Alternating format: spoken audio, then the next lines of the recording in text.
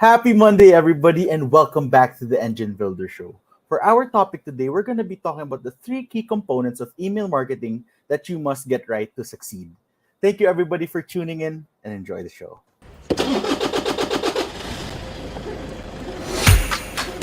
Good morning, everybody. There was always a ton to learn.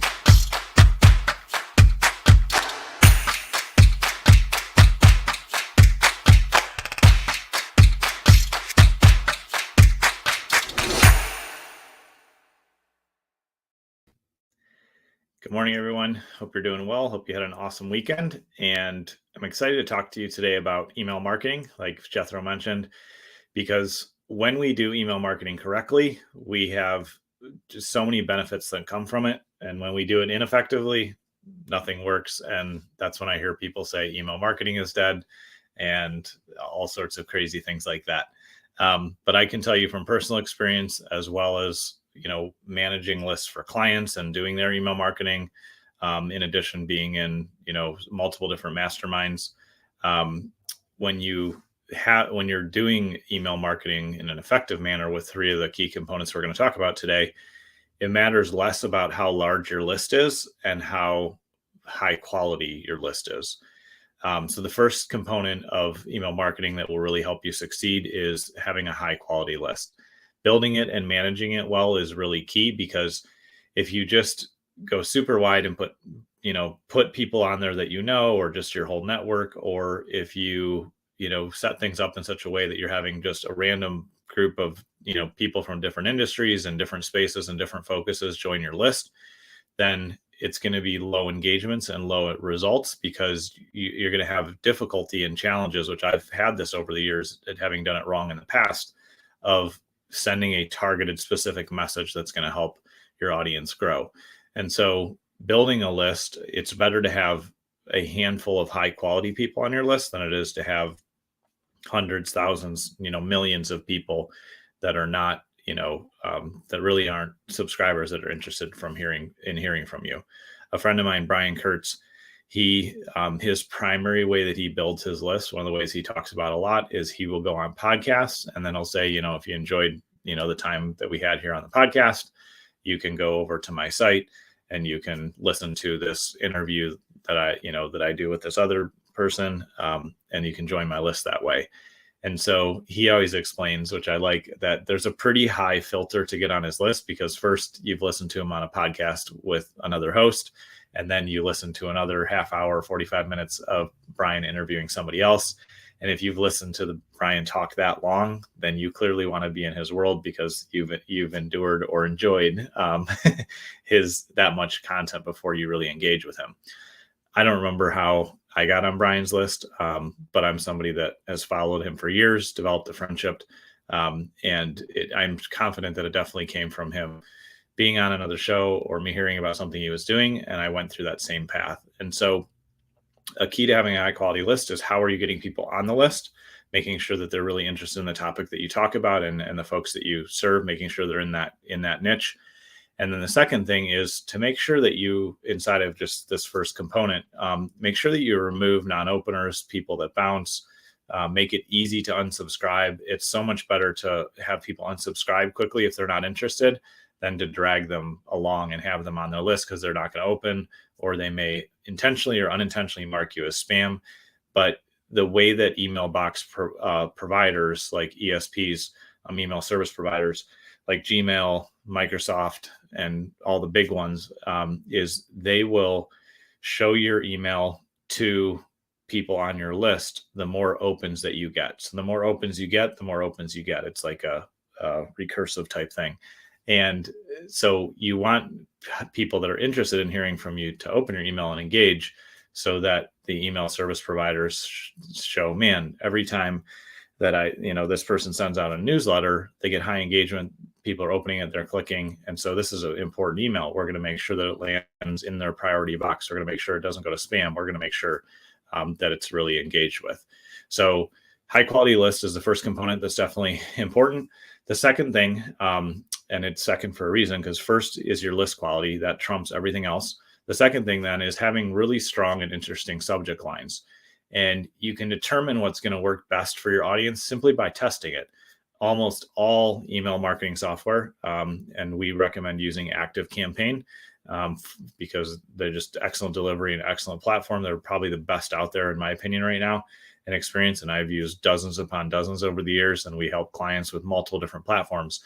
But with ActiveCampaign and all your major email marketing platforms, you should be able to do a split test and test one subject line against another. So when you do that, you send out, you either have number of opens or sends or a time duration. There's depending on the email software you're using. You essentially will say, for simplicity of today's show, you say, I'm going to test subject line A versus subject line B. And after I've sent to 100 messages to the first subject line and 100 messages with the second subject line after a period of an hour, whichever one got the most opens is the subject line we're going to use to send to the rest of the list. And there's no specific like rules of thumbs or specific things you should do in which subject lines to use, except for just honor what your audience likes, honor what the people on your list are enjoying. So sometimes a very short subject line is going to perform really well for your audience. Other times we've written really long subject lines that barely fit in the preview and sometimes even get cut off, and they get really great open rates. So don't allow your own beliefs or anybody to tell you, oh, you can only have a subject line that's 3 words long, or you can only do these things. If somebody's telling you you can't do that, it's likely that they don't understand testing and they may not have tested in different industries.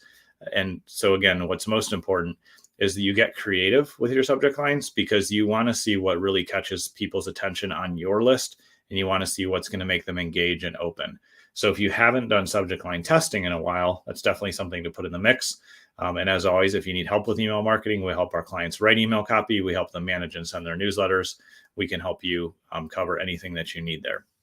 So again, first component to successful email marketing is a high quality list, managing, curating that and keeping that in great shape.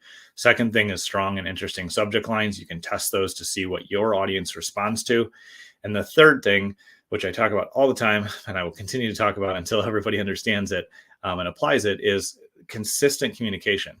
Sending consistently a minimum of once a week is kind of the baseline to get results, because if you're sending less than that, then the analogy I always use, and it holds true, is, it wouldn't work in your relationship with your spouse or your partner or even your kids. If you wanted to maintain a relationship, talking to them once a month would immediately ruin the relationship. They would think you're mad at them. There wouldn't be communication. You wouldn't know what's going on.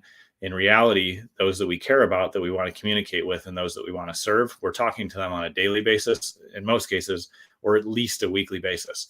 So consistent communication does a couple things. One, it builds the relationship because they're hearing from you, they're engaging, they know what you're up to, even if they're not replying, which you do want to encourage replies, but even if they're not replying, you're going to get that engagement. And then the second thing is they're going to see your name in their inbox consistently. I am in the process, I talked about this on last week's show, but I'm in the process of going back through some of my old customers, some of the clients that we haven't served in quite a few years. And I'm reaching out and just saying, hey, we're here to serve you when you're ready. If you need something, reach out. And last week we had the pleasure to re-sign a client that hasn't been with us for a while. And they said to me, I love your emails that I get on a daily basis. I feel like I know what you've been up to, and I really need you now. I'm ready to work with you again. And had I not been consistent in emailing for the past 6 or 7 years, it has actually been quite a while since I was able to work with that client. I wouldn't have had that opportunity, and there wouldn't be the trust built up. And this client actually said to me on the call, they said, I never just sign up on the first call for anything, and I never pay up front for things, but I know you and I trust you, and you've been super consistent in your marketing to me. And so I'm super excited to work with you, because this is the same kind of thing that I need in my company. So right there, I was able to save time, but equally as important, I was able to move much faster into the relationship with this client and re-engage with them and serve them with what they needed so their business can grow, so we can help them solve some of their marketing problems and their technology problems. But I would have never had that opportunity to speed up the process if I wasn't consistent in showing up on a daily basis via email in front of that client. And so those are the things to remember. make sure you have a high quality list, manage it well, remove people that don't want to be on there, make sure whenever possible, it's a niche specific list. Or a focus, specific list. Second thing is strong and interesting subject lines. Test until you see what works. Don't rely on somebody just telling you this is the way it is, because that's never how it is with your list. Your list is your custom, your niche, your online family.